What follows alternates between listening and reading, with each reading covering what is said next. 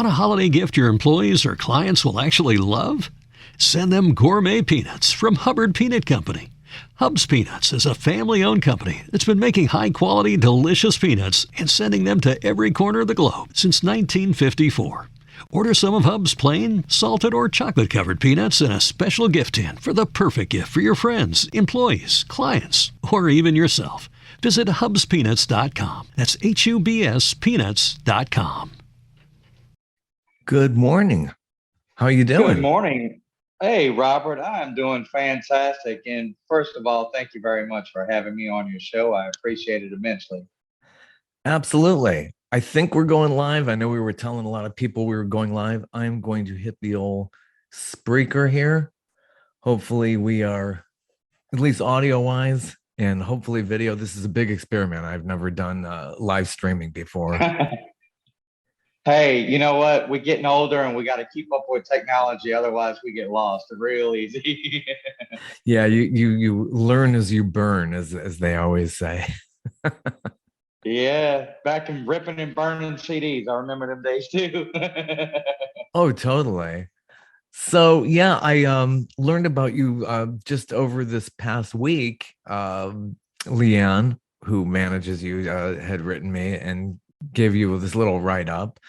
So tell the world who you are and what you've been doing all this time. Thank you very much. I'm Gino Joubert, son of a musician. My dad was in the Jokers in New Orleans. My dad went to school with Dr. John Matt Rabenek, and Dr. John inspired my dad because he was so competitive in nature to go into a battle of the bands the following year after they had won. His band, Dr. John's band, had won the Battle of the Bands at Jesuit High School in New Orleans.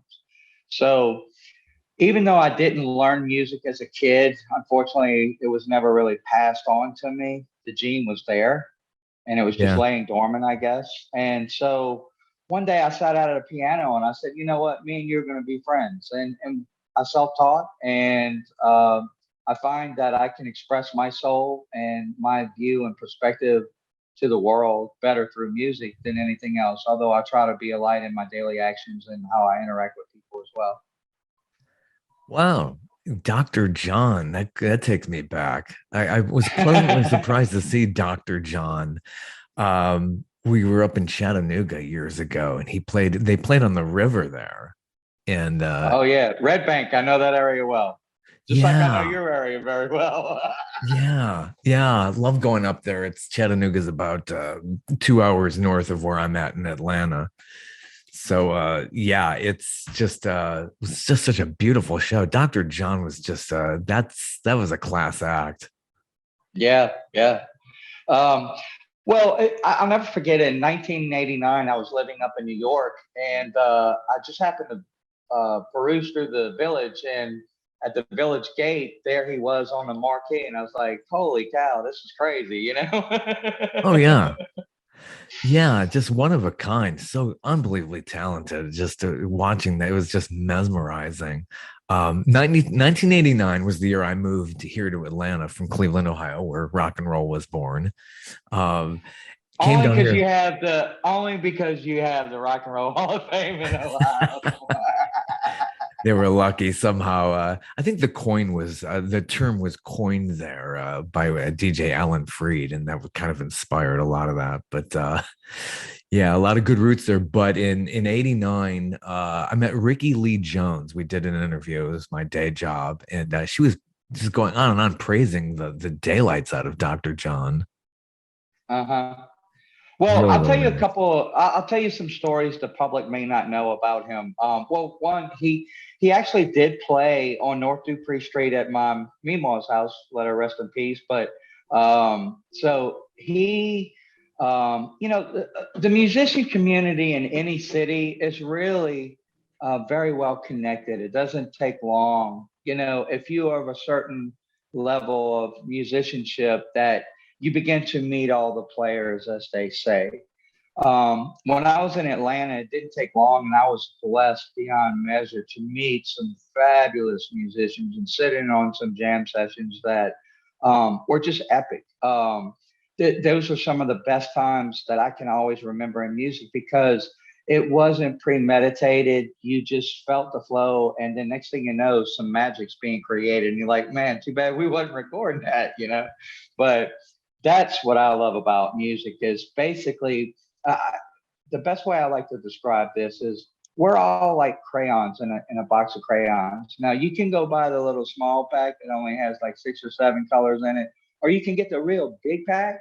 And that's those big band productions when there's 12 musicians on the stage and when everybody's playing where they're supposed to play. That's some of the most beautiful things you will ever witness in your life, you know? Oh, it totally is. What magic. So where exactly did you grow up and how did you get into I all of grew up this? in I grew up in Laplace, Louisiana. Then I went into the Navy, experienced a little success there with winning a battle of the bands in Guantanamo Bay, Cuba. We were doing ref tray training, and luckily we pulled into port that weekend when they had the contest. But I even have a buddy of mine that I still keep in contact that plays music down in the Keys named Pete Baldwin. And it's after that I eventually moved to Atlanta around '98 and discovered a bunch of people there and began recording with a guy named Greg Chance. And he was real big in South Georgia with the Chance Brothers band. And now his son's into music too. And I'm trying to reconnect through Facebook, but it hasn't completely happened yet. But you know how it is. You meet a lot of people and you cross a lot of paths. But so in Atlanta, I began playing with a band called the Sassafras Drifters. And we played at a lot of great venues, and one of my favorites was the Relapse Theater in Midtown Atlanta. But you know, we played all over Athens, Alpharetta, Atlanta. You know, even into the foothills like Demarest and places like that. So we got out, and this was we was playing that right at the time that Zach Brown was being discovered.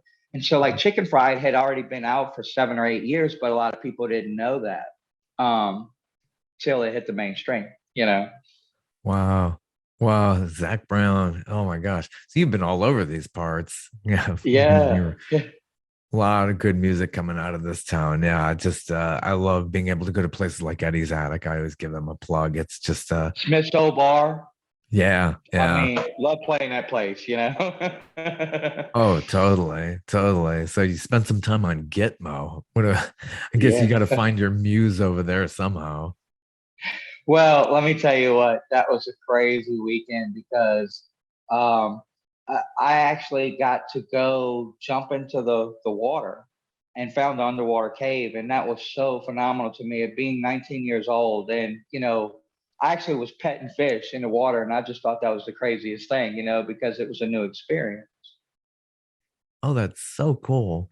So getting into recording, what was your first recording and do you have a big catalog out there that everybody I should know don't about? have a big catalog because when I was with Sassafras in Atlanta, we actually only recorded 3 songs, and then I put out a song called Love Triangle, and everybody loved this song. In fact, it went on SoundClick.com and went to #1 in the subgenre of rock and roll out of 67,000 submissions. But the thing is that song became self-fulfilling prophecy within the band. And what happened was the band broke up because the girlfriend of the drummer ended up sleeping with the bassist and everything fell apart. And I was devastated. I was crushed because we had such a great Southern rock root sound.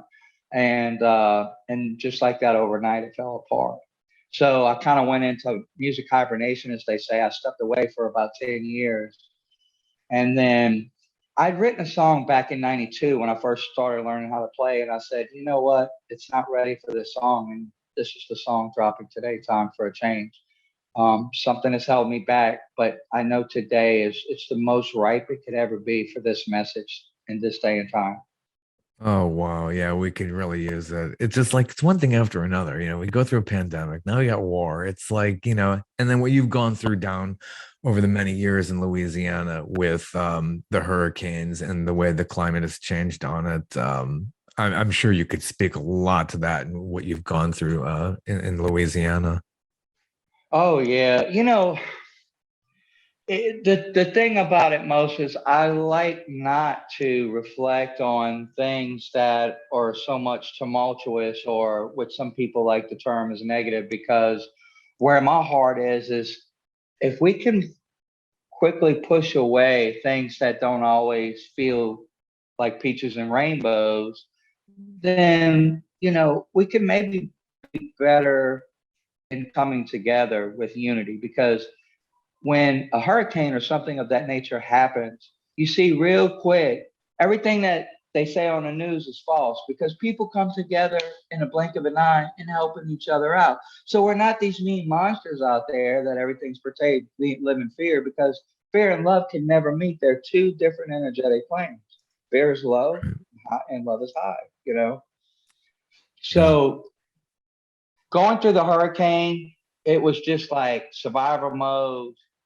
Everything was tougher than usual, but you get through it. You just keep putting one foot in front of the other, and you have gratitude for what you do have. Then it doesn't matter. You're going to get through just about everything. I had a car wreck last Sunday, and I'm juggling two jobs, releasing a song, and now dealing with going see doctors and all of that. It's like, if I have one more ball, hey, I'm coming down. I can't juggle anymore.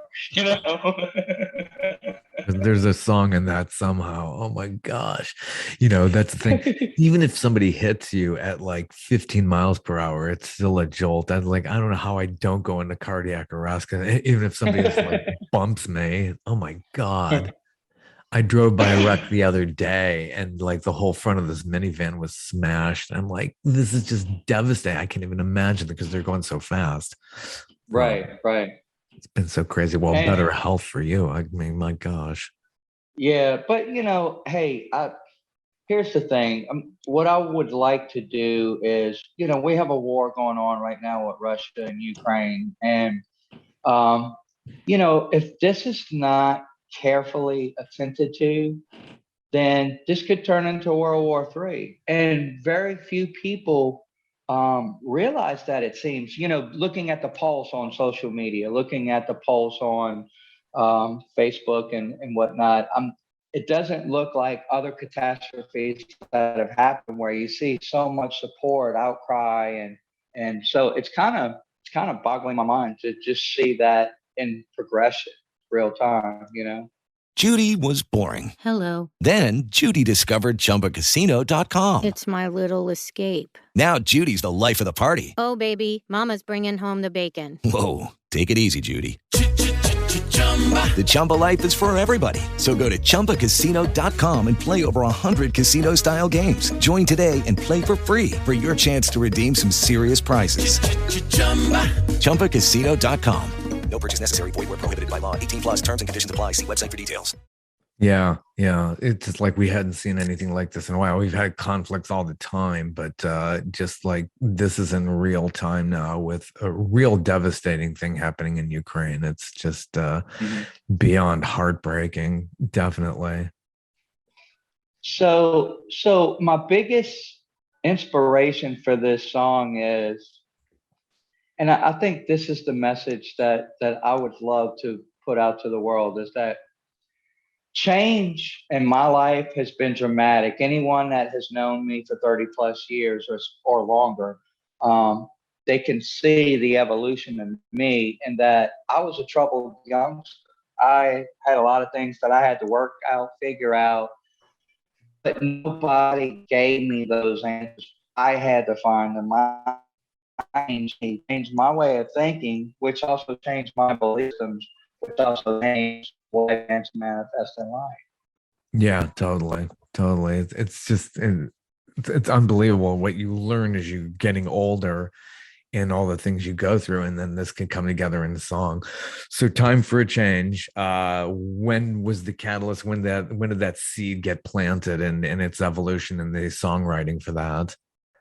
It looks like we have dropped out here for a second, but hopefully we will be back. We are doing this live as we're coming along. Hopefully he'll come back on in here.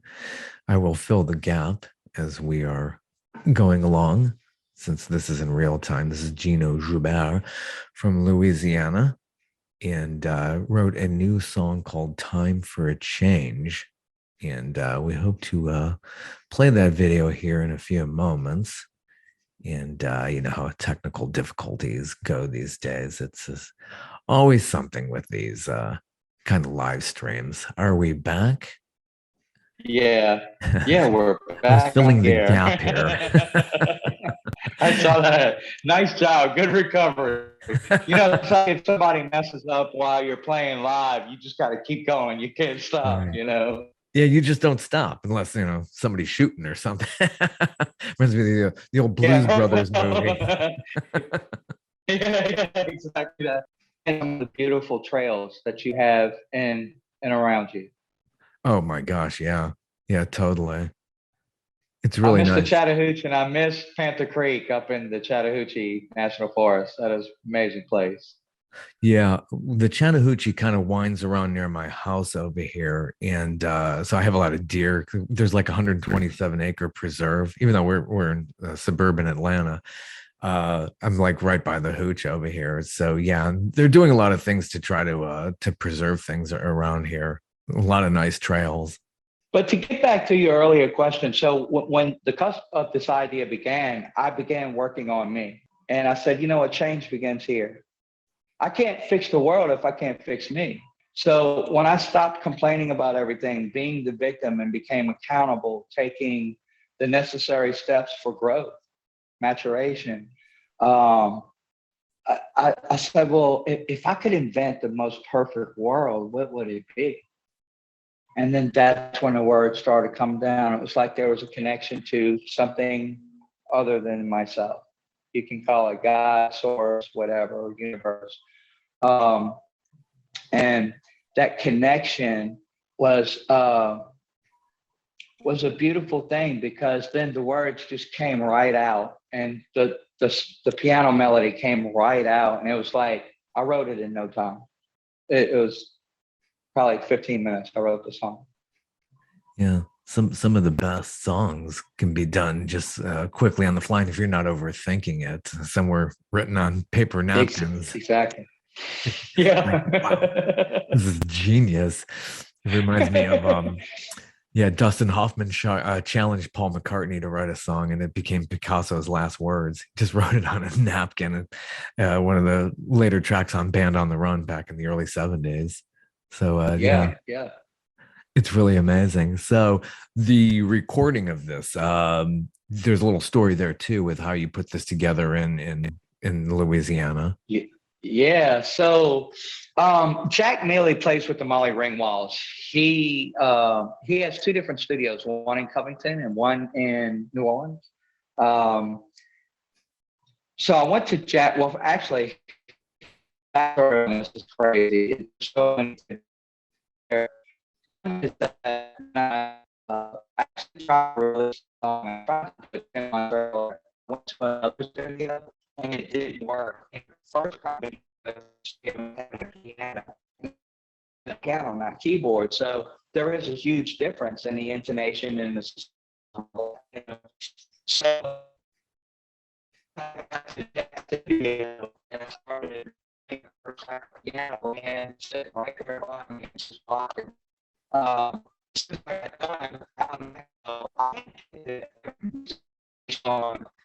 could hear that song in their relationship. I thought that they would, all people would come together. And I probably feel like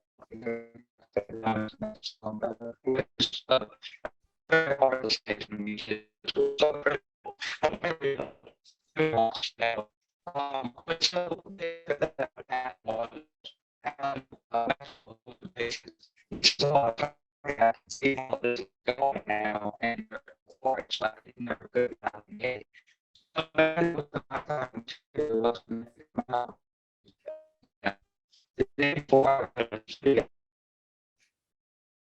Yeah, getting a little bit of breakup there about the story of how this has come together. But we'll definitely try to recover from that as well. Sometimes these internet hookups don't work as well as we had planned.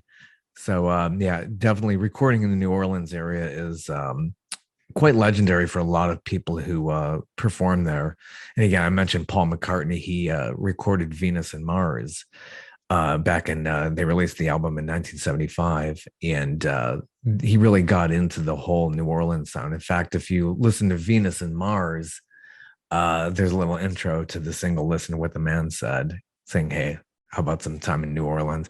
So yeah, it's there's a huge, rich musical history there in New Orleans. And there's so many people like Gino who really enjoy tapping into the music and becoming inspired. Yeah, we had a little bit of a break up there as you were talking about putting together and recording the new song Time for a Change, which we hope to play here within a second. Hopefully we can share this with the audience. I have the song loaded up here.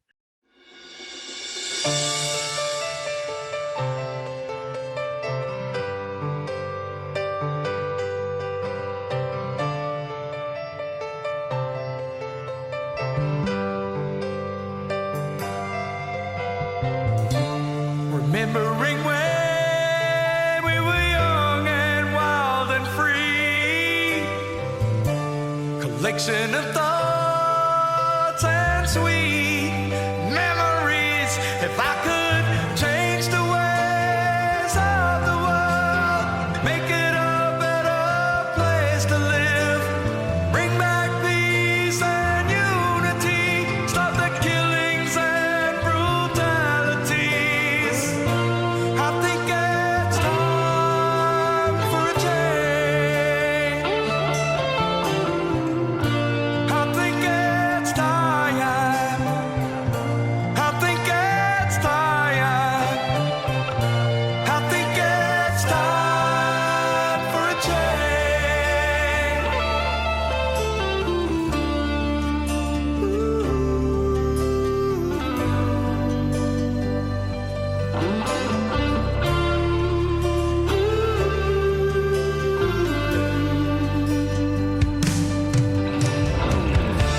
Well, so much has changed since 1983. We're locking our doors, no longer safe on the streets. If I could change the ways of the world, make it a better place to live, bring back peace and unity, stop the killings and brutalities. I think it's time for a change. I think it's time. I think it's time. I think it's time for a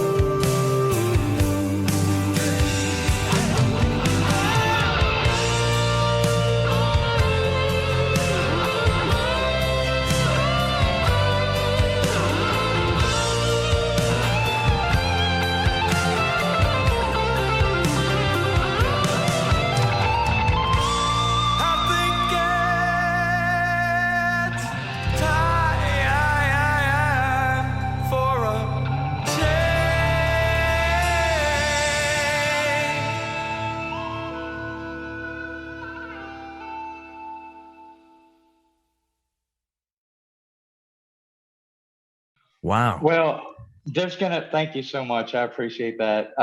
There's Wow. actually gonna be a different edit than that at the very end. Yeah. So I kind of, I don't know, I just believe in divine inspiration. And there's been two edits to that song as far as the video goes, but it makes it more time appropriate with the war in Ukraine, and also the overall flow. So basically, when it's released here at another 35 minutes, it'll be released onto YouTube. Then what'll happen is it will be a first time view for everyone, because but this is a good way to get the initial concept out to everyone, Judy was boring. Hello. Then Judy discovered ChumbaCasino.com. It's my little escape. Now Judy's the life of the party. Oh, baby, mama's bringing home the bacon. Whoa, take it easy, Judy. The Chumba life is for everybody. So go to ChumbaCasino.com and play over 100 casino-style games. Join today and play for free for your chance to redeem some serious prizes. ChumbaCasino.com. No purchase necessary. Void where prohibited by law. 18 plus terms and conditions apply. See website for details. Okay, round two. Name something that's not boring. A laundry? Ooh, a book club. Computer solitaire, huh? Ah, sorry, we were looking for Chumba Casino. That's right, ChumbaCasino.com has over 100 casino-style games. Join today and play for free for your chance to redeem some serious prizes. ChumbaCasino.com. No purchase necessary. Void where prohibited by law. 18 plus terms and conditions apply. See website for details. Yeah. Wow. And so putting that video together, who was your director and how did you choose all those images or that person? So that's a great question, Rob. When I hear a song, besides hearing the different accompaniment of musical instruments, a lot of times we'll see a video forming along with the song in my head. So what I'll do is I will write down what those images are. And then later on, I can come back to that and say, okay, when we get to this scene, this is what has to be portrayed. And when we get to this part of the song and these lyrics, this is what has to be portrayed. So if you don't mind, from your perspective, what did you gain from seeing that video clip along with the words? What's the message to you? Oh yeah, absolutely. It's like everything was just put in a blender and basically saying, hey, I think it's about really coming together and saying, we're really all in this one fight. And, everything from what you're showing the image of, sexism, racism, all the way through war. It's like, we're all humans at the end of the day and need to really just, be in the fight together and instead of, balkanizing and putting up divisions. Seeing what we have in common. Well, I appreciate that. That means I did my job properly because that is what the song is all about. Yeah. And we need to have more conversations like this. And it's just so important to and then to mix it into music. I think it really can hit people more on a visceral level. So, it definitely very emotional. I love the guitar work. It's really just, it hits those nerves, those feelings. Yeah, absolutely. So coming together with, we kind of got lost on the whole thing about recording it. You have you're wearing the shirt. You have an interesting backing vocalist from the legendary band Pink Floyd. Well, they were my inspiration. They're probably my all-time favorite group. Probably without a question, the best concert I ever saw in my life was 1988, Philadelphia. And that was the second to last stop on that tour when they came out with Momentary Lapse of Reason. And Durga McBroom was actually on stage. She was the second person to sing Great Gig in the Sky. Clara Torrey had really originally done it in the studio back in Abbey Road. But Rachel Fury was the first one to do that part, which it's such a beautiful acapella that they do on that song. And it's one of the few songs that the keyboardist Rick Wright had written for Pink Floyd as well. So when Durga has so much soul and expression that I can identify with, I said, I have to have her. Well, most people, their train of thinking is, well, I don't know that person. There's no way I'd be able to. In my old way of thinking, that would have been how I would have processed that. My new way of thinking is, okay, I need this piece. I'm going to get this piece. And this is the education behind how we make a change in the world by changing our own perspectives and belief constructs, Yeah. Well, what a talent that you've included into the song. When you think of Pink Floyd, the backing vocalists are there. and gives everything such a rich tone, but you don't think about who you Pink Floyd, I mean, you might know about Rick Wright, David Gilmour, Roger Waters, if you're really into music, but it's really the name of the band. So those guys, I think, can walk around any day because they don't have those household names. But the backing Right. vocalists really give that another dimension. So that definitely helps, and it definitely sets them apart. It's a great addition to this track, Time for a Change. Thank you very much. Well, let me give you this is the biggest storyline of this whole song. So in November, I got called up to go work a very special project in Edinburgh, Indiana. We were working at Camp Atterbury, and in working this camp, this is when I knew when I got done with doing this job, I said, okay, we're going back doing Time for a Change, because this was it was an epiphany.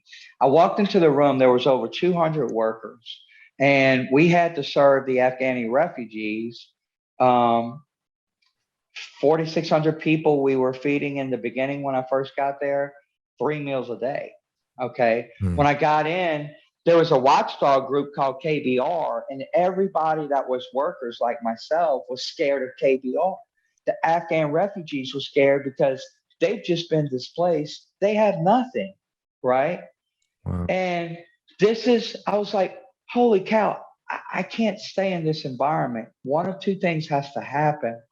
Either I'm going to change the energy in this room, or I have to leave. But the money was phenomenal. But that was my mindset.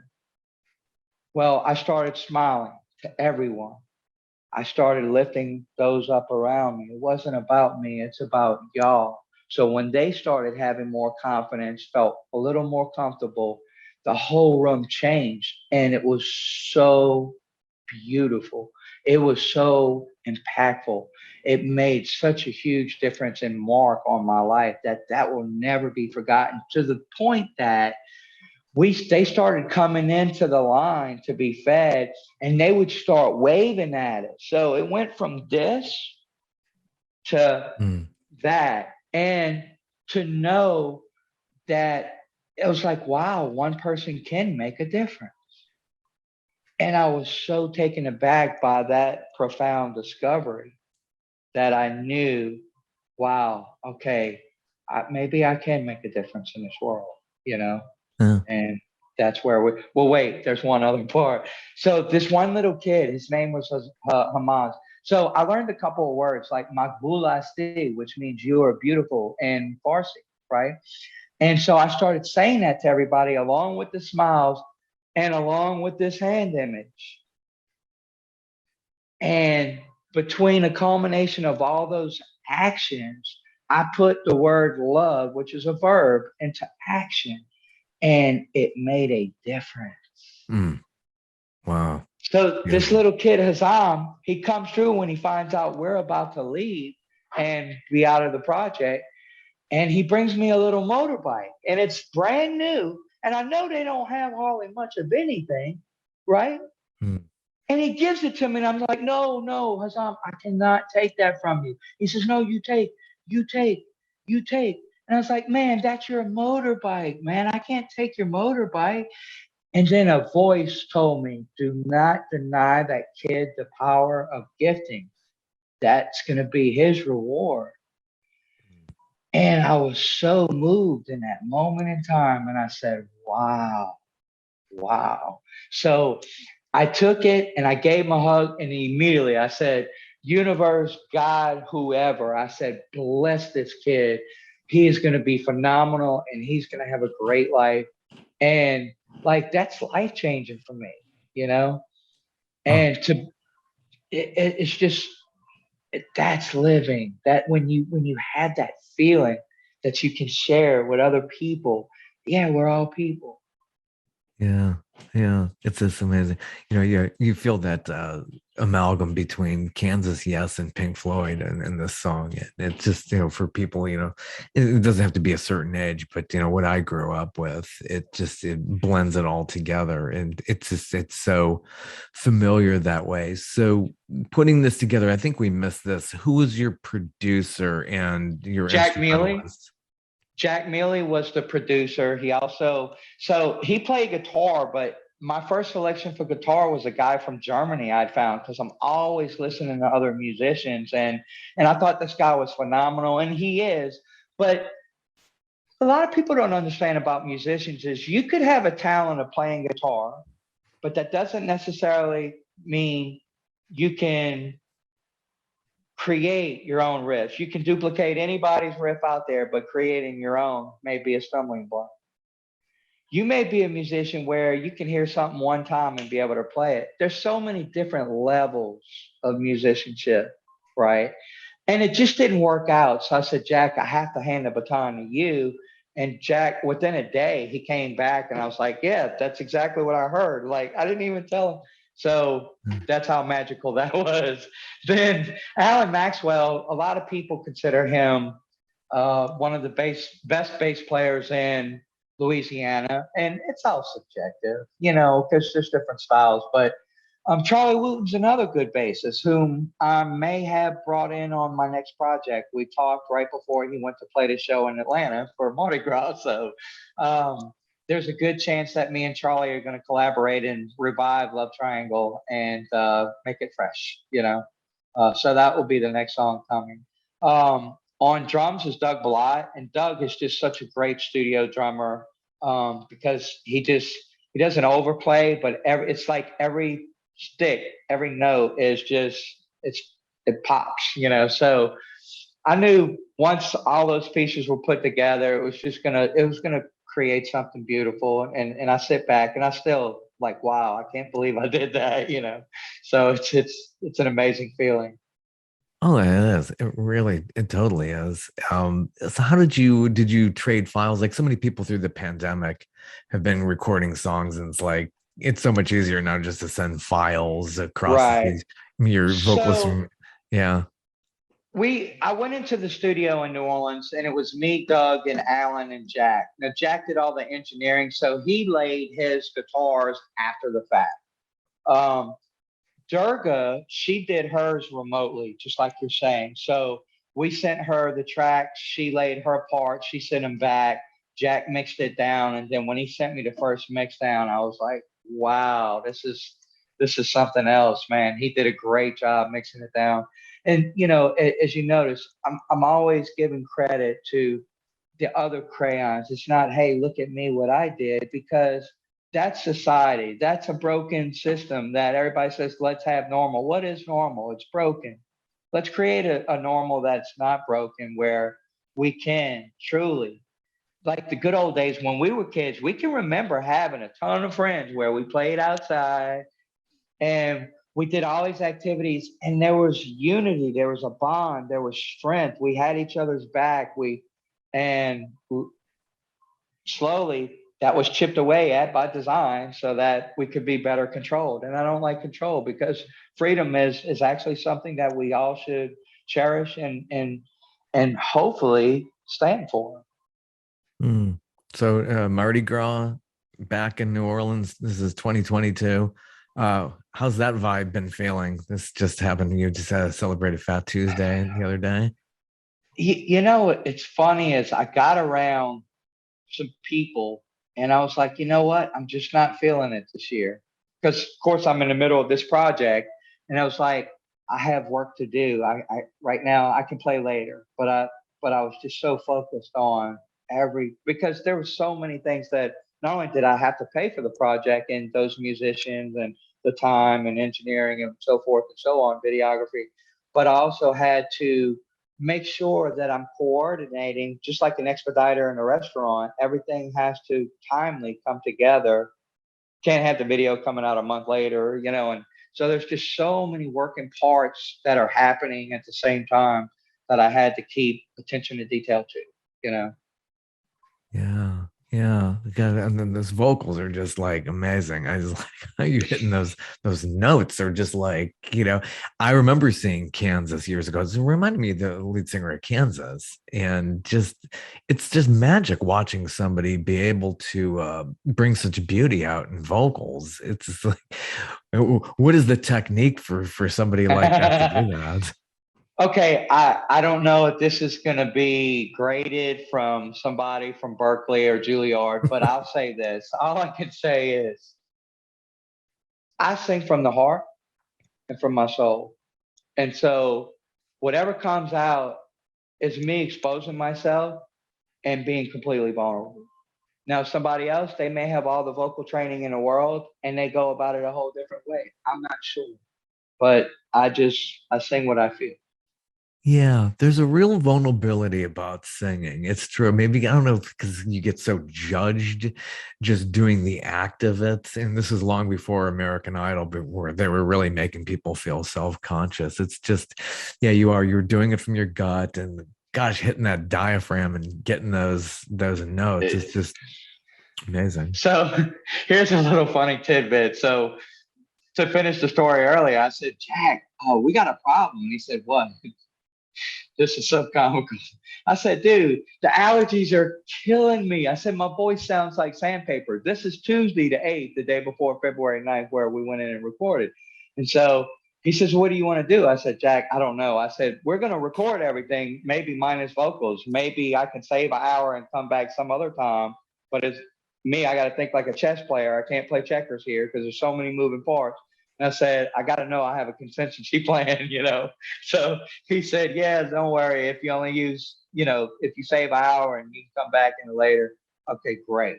So I go in, Doug Balot's sitting behind the drums. I'd never met Doug before. And so after I laid my piano tracks and keyboard track, I said, you ready for me to do a scratch vocal? And he said, yeah. And so I just pretended there was 50,000 people in front of me and let it rip. And when I did, as soon as I got done, Doug had never heard the song before, obviously, and he goes, I think those aren't scratch vocals. I said, I think you're right. Sometimes they're the best is when you hit it that first time. It's Yeah. just better sometimes spontaneously rather than Yeah. sitting there overthinking. It's like then you become more Right. self-conscious. Right. So when did you first feel like you really knew how to sing and play the instruments? I would say probably back around 99. I actually flew out to LA and performed before American Idol. There was something called the annual Taxi Road Rally. I don't know if you've ever heard of that, but so I went with Greg Chance and flew out there, and believe it or not, they called me first. So I opened up the show. And I wasn't expecting that at all. In fact, I didn't even think I'd get a chance to be called because so many musicians are there and not everybody will get a chance to perform live. There's library pitch panels and other panels, songwriters pitch panel, and they kind of give you industry notes of what to expect and what you're going to go through and all that kind of stuff. And but at that moment, I think I began to have a little confidence in myself and to both sing and play. Yeah, it's just amazing. Just going through school, did you do talent contests, stuff like that, play gigs as you were? No, because I was a late bloomer. Most people start music in school, and if I could go back and change time, I would. Yeah. But I didn't really sit down I might have hit a note here or there once in a blue moon. Somebody had a piano, whatever. But as far as like any type of regimen of practicing or learning or anything like that, that didn't happen until I was 22. And how I did that was I used to always tell myself, well, I don't own a piano, so I'll never learn how to play. Well, that was my reality for years. And I started dating a girl that was real big in the theater at the time. And she was doing a play that they was doing their rehearsals at Tulane University. And so she says, well, look, while I'm going rehearse, if you want, because you've been talking about wanting to learn to play piano, there's the piano rooms right next to where I'm going to be. Why don't you just go sit down there while I'm rehearsing? I said, great idea. So I'm sitting down at a Steinway and I'm going, wow, this is a Steinway,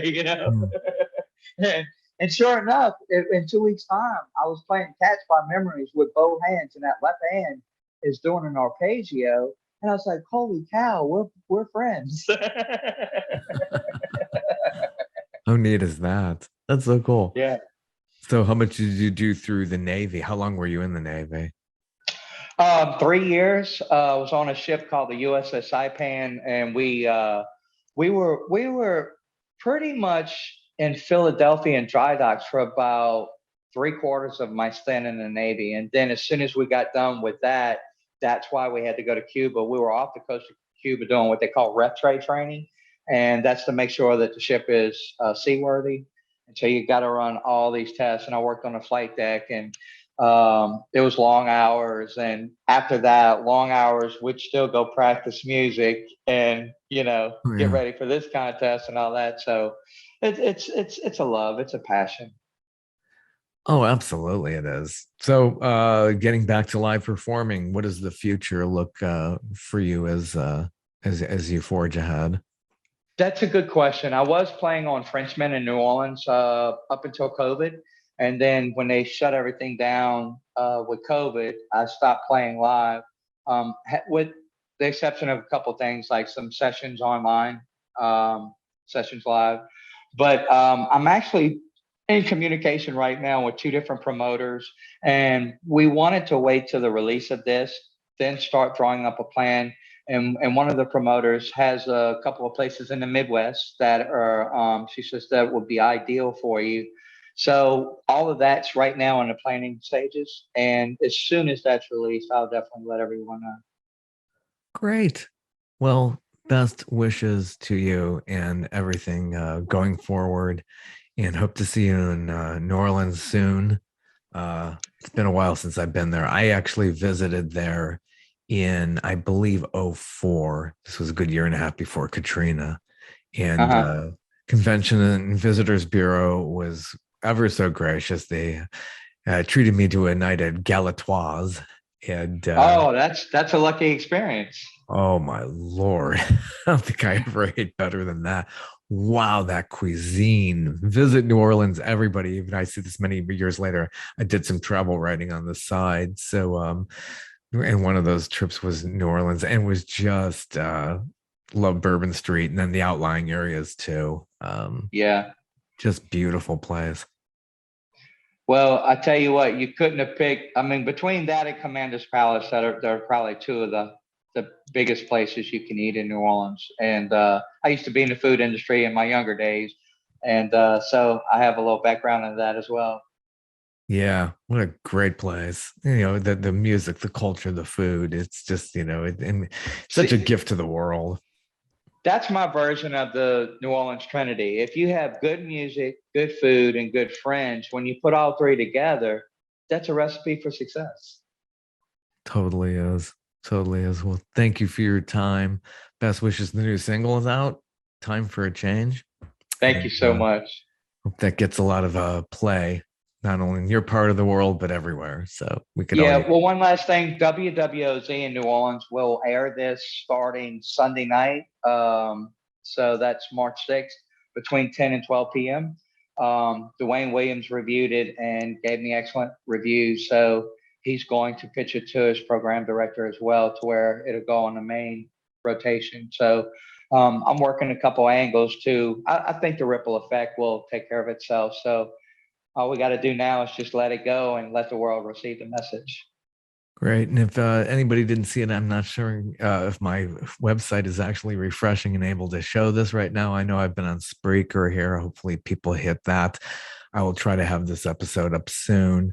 Where can we find you on the nets? You're on all the socials, I guess. Yeah. If you Google Gino Joubert, it will show, like, from the music perspective, it'll even bring up stuff from Sassafras Drifters, but also, but all the major platforms, the music is out on.